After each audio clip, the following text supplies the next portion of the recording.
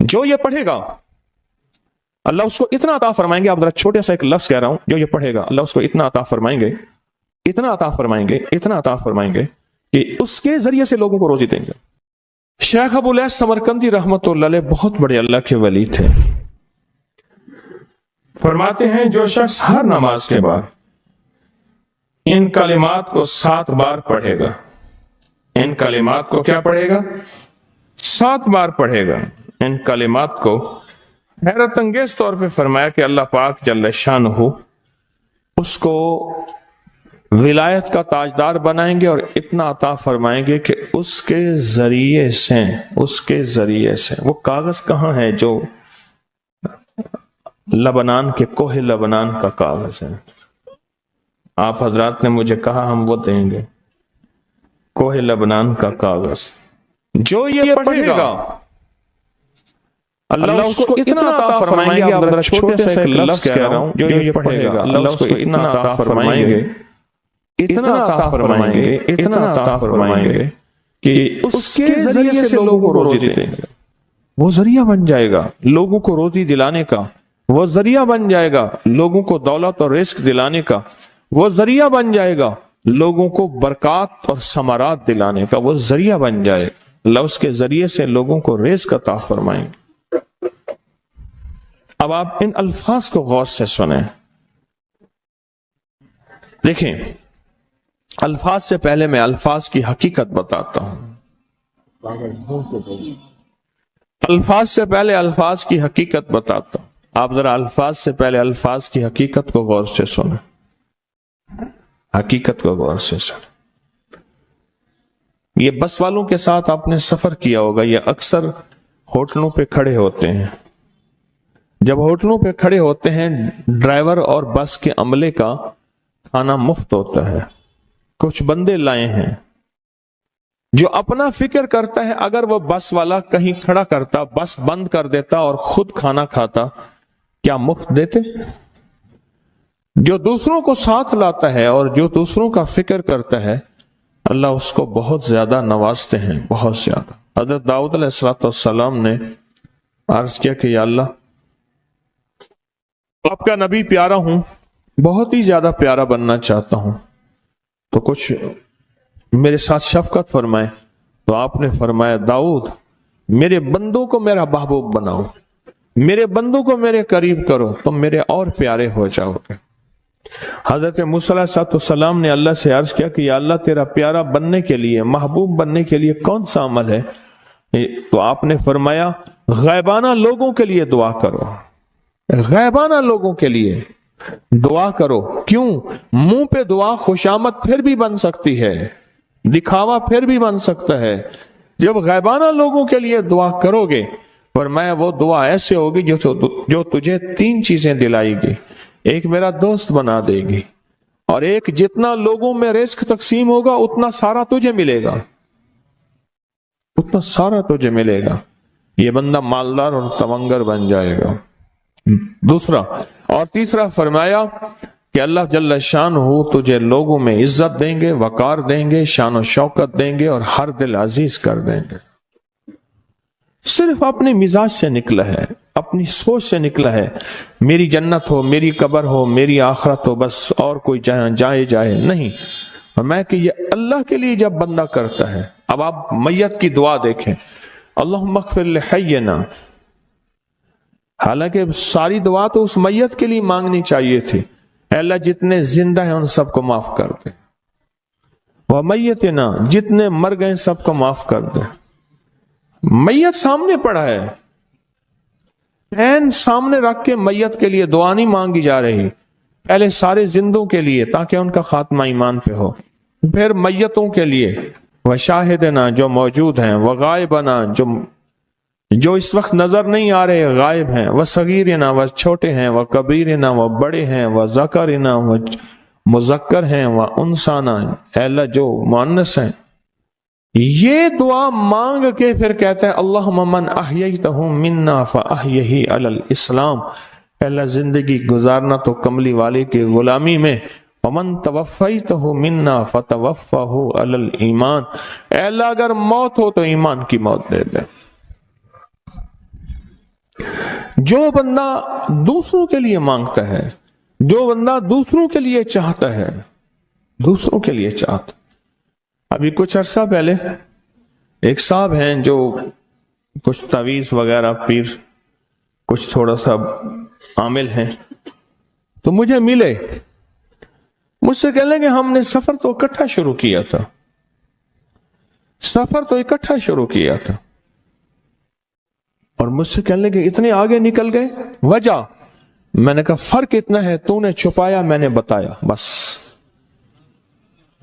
تو نے چھپایا میں نے بتایا. کہنے لگا نہیں کوئی اور وجہ ہے. اچھا، میں پھر اسے باتیں اور چلتی رہیں.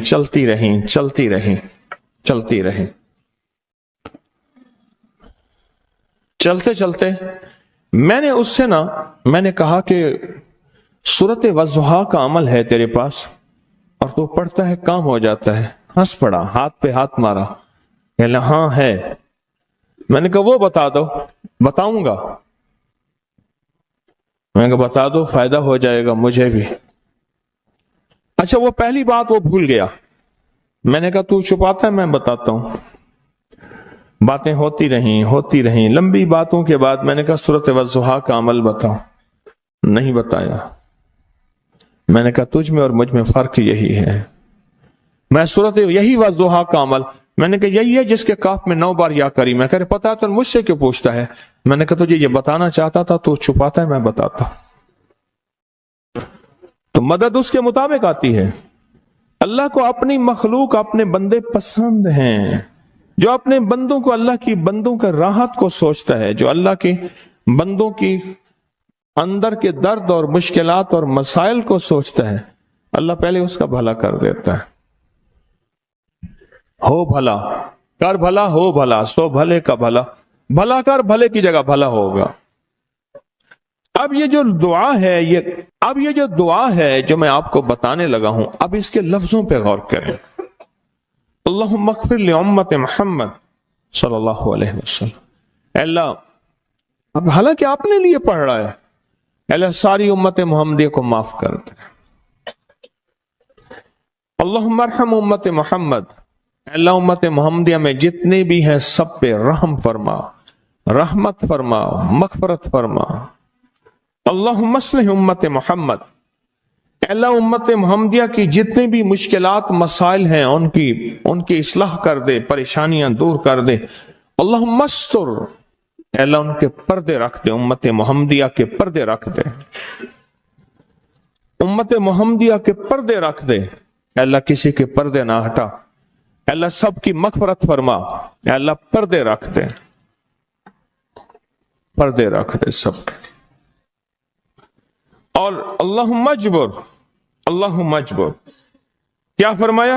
اے اللہ ٹوٹے دلوں کو جوڑ دے. جتنے دل ٹوٹے ہوئے ہیں اور دل آپس میں ٹوٹے ہوئے ہیں، آپس میں دل ختم ہو چکے ہیں، گھر ٹوٹنے والے ہیں، طلاقوں تک نوبت پہنچی ہے، یا دل ایسا ٹوٹا ہے کہ مانگ مانگ کے تھک گیا ہے. اے اللہ جتنے بھی ٹوٹے دل ہیں ان سب دلوں کو تو جوڑ دے، سب لوگوں کو. اللہم فرج، اے اللہ لوگوں کے لیے کشادگیاں کر دے، رزق کی کشادگی، صحت کی کشادگی، برکت کی کشادگی، رشتوں کے لیے کشادگی، کاروبار کے لیے کشادگی، زندگی کے سفر کے لیے کشادگی. اے اللہ لوگوں کے لیے کشادگی اور رحم کا معاملہ کر دے.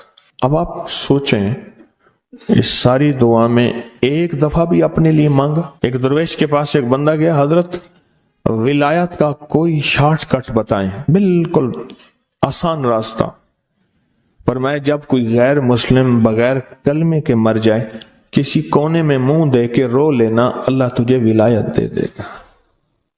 احساس، درد، غم، اللہ کو یہ پسند ہے اور اللہ کے ہاں اس کی قیمت ہے اور اللہ کی بارگاہ میں اس کی قیمت ہے.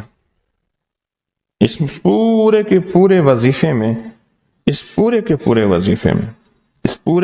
وظیفے میں آپ یہ دیکھ لیں ایک دفعہ بھی اپنے لیے نہیں مانگا گیا۔ اللہم اغفر لی امت محمد، اللہم ارحم امت محمد، اللہم اصلح امت محمد، اللہم استر امت محمد، اللہم اجبر، اللہم فرج، اللہم منصر، اللہ سب کی مدد فرما۔ اللہم اغفر لی، اللہ سب کو معاف کر دے۔ ایک چیز بھی اپنے لیے ہی نہیں مانگی۔ ایک ہے کہ مجھے دے دے، ایک ہے اس کو بھی دے دے، اس کو بھی دے دے، مجھے نہ دے، اس کو بھی دے دے، مجھے نہ دے۔ جو دوسروں کا فکر کرتا ہے، امت کے یہودی، عیسائی، ہندو، سکھ، نہ ماننے والے اور ماننے والے مسلمان، ان سب کا جو فکر کرتا ہے، اللہ اسے سب سے زیادہ بھی دیتا ہے، اللہ اسے جھکتا بھی دیتا ہے۔ یہ جو عمل ہے نا، یہ عمل عجب عمل ہے، عجب عمل ہے۔ یہ کاغذ جتنے پڑے ہیں دیکھیں کتنی تعداد میں ہیں جو مجھے دیے ہیں، یہ عمل ہے۔ امام جلیل یمنی یافعی فرماتے ہیں، ہم چند دوست مل کر کوہ لبنان پر گئے تاکہ وہاں کے رہنے والے، سنا ہے کوہ لبنان میں وہاں عابد رہتے ہیں، زاہد رہتے ہیں، ابدال رہتے ہیں، شاید ہماری بھی کسی سے ملاقات ہو جائے۔ کہنے لگے ہم 3 دن تک مسلسل چلتے رہے، ہمیں کوئی ہستی نہ ملی۔ اسی دوران میں میرے پاؤں میں چوٹ لگ گئی اور میں چلنے سے عاجز ہو گیا۔ آخر میں بلند پہاڑی پر آ کر بیٹھ گیا۔ میرے ساتھی یہ کہہ کر کہ تم یہاں پر آرام کرو، ہم اطراف میں گھوم کر آتے ہیں کہ شاید کوئی ابدال مل جائے، کوئی درویش مل جائے، کوئی بزرگ مل جائے، اس کی ہم زیارت کر لیں، دعا کرا لیں۔ وہ دونوں چلے گئے، میں اکیلا بیٹھا رہا، شام تک نہ آئے، حتیٰ کہ رات ہو گئی، وہ نہ آئے۔ اکیلا پہاڑی اور بیابان میں تڑپتا رہا، بھوک، پیاس، دکھ، تکلیف، پاؤں کی تکلیف، پردیسی، مسافر، بیابان، جنگل۔ دوسرے روز میں نے وضو کے لیے پانی تلاش کیا تو پہاڑی کے نیچے پانی کا ایک چشمہ نظر آیا۔ وہاں وضو میں کے لیے کھڑا ہوا تو اثناء نماز کسی تلاوت والے کی آواز سنائی دی۔ نماز سے فارغ ہو کر میں آواز کی طرف چل پڑا۔ چلتے چلتے ایک غار نظر آیا، میں دیکھا تو ایک بزرگ ہیں اور وہ بھی نابینا ہیں۔ میں نے انہیں سلام کیا، انہوں نے سلام کا جواب کر کے پوچھا انسان ہو یا جن؟ میں نے کہا جی میں آدمی میں سے ہوں، انسانوں میں سے ہوں۔ اور پھر انہوں نے حیرت سے پڑھا لا الہ الا اللہ وحدہ لا شریک لہ، میں یہاں 30 سال سے ہوں اور آج تک میں نے کسی آدمی کو نہیں دیکھا۔ کتنے سال سے؟ 30 سال زندگی کے گزر گئے ہیں، آج تک ایک آدمی نہیں دیکھا۔ تم یہاں کیسے آ گئے؟ تم یہاں کیسے آ گئے؟